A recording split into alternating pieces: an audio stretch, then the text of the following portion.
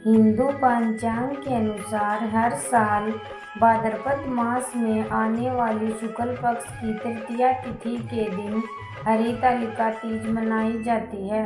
हरितालिका तीज का व्रत भगवान शिव और माता पार्वती के अटूट रिश्तों को ध्यान में रखकर किया जाता है। इस दिन महिलाएं 16 श्रृंगार करके पूजा करती हैं और अखंड सौभाग्य का आशीर्वाद प्राप्त करती हैं। इसके बाद हरितालिका तीज की कथा सुनती हैं। हरितालिका तीज की कथा सुनने और मात्र पढ़ने से ही भगवान शिव और माता पार्वती का आशीर्वाद मिल जाता है। सुख समृद्धि और समृद्धि में वृद्धि होती है। ये कथा बहुत ही पवित्र मानी जाती है, इसलिए इस दिन हरितालिका तीज की कथा अवश्य ही पढ़नी या सुननी चाहिए।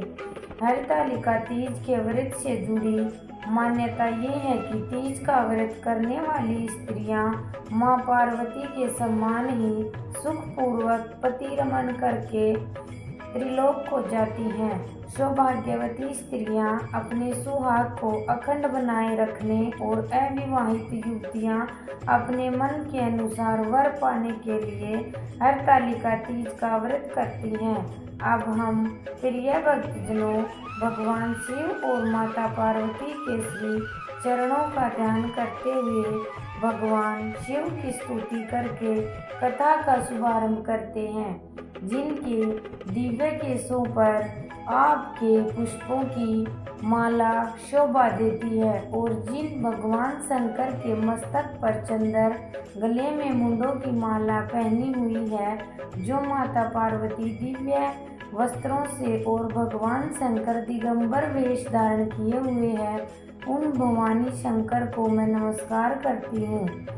तो प्रिय श्रोताओं, आइए सुनते हैं हरितालिका तीज की कथा।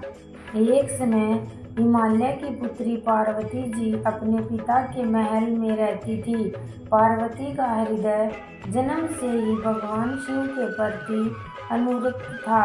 वे शिव को ही अपने पति के रूप में चाहती थी, लेकिन राजा हिमालय अपनी पुत्री के लिए विष्णु जी को वर रूप में स्वीकार करने की सोच रहे थे। जब यह बात पार्वती जी ने सुनी तो उनका मन अत्यंत व्याकुल हो उठा।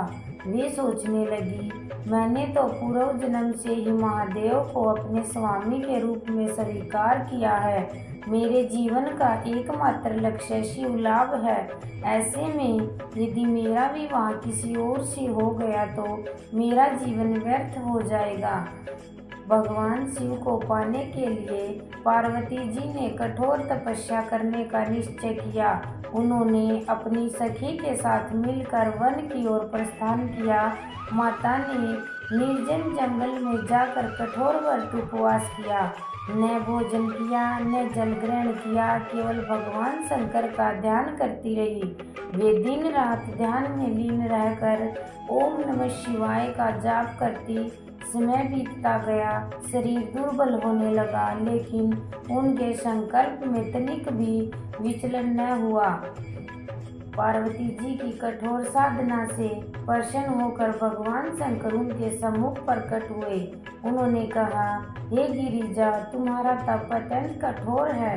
बताओ तुम कौन सा वर मांगना चाहती हो। पार्वती जी हाथ जोड़कर बोली, स्वामी, मेरा एकमात्र लक्ष्य आपको पति रूप में प्राप्त करना है। मैं किसी और को कभी अपना नहीं मान सकती।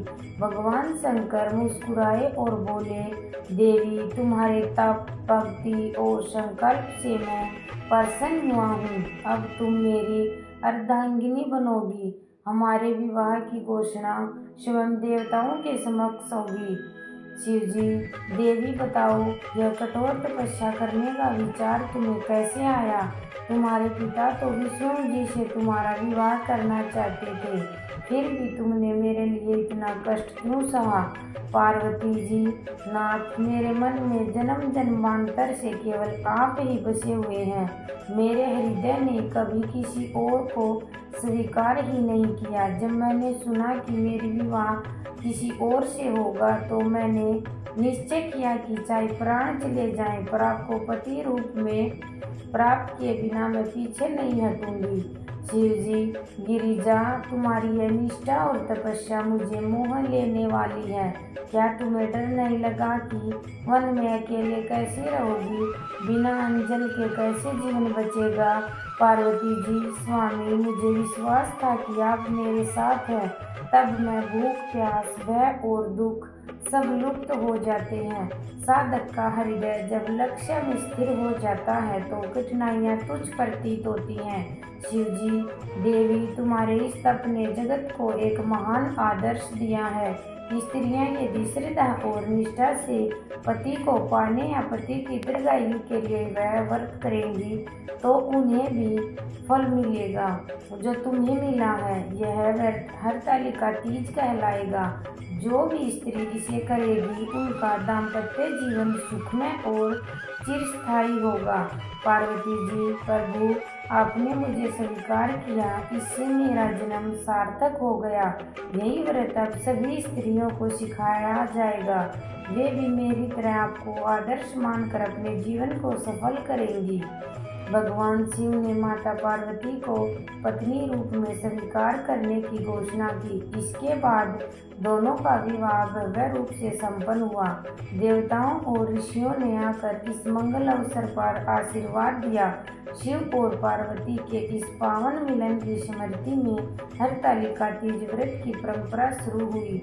इस दिन स्त्रियां निर्जल व्रत रखती हैं, माता पार्वती और भगवान शिव की पूजा करती हैं। सुहागिन स्त्रियां अपने पति की दीर्घायु, सौभाग्य और दाम्पत्य सुख के लिए यह व्रत करती हैं।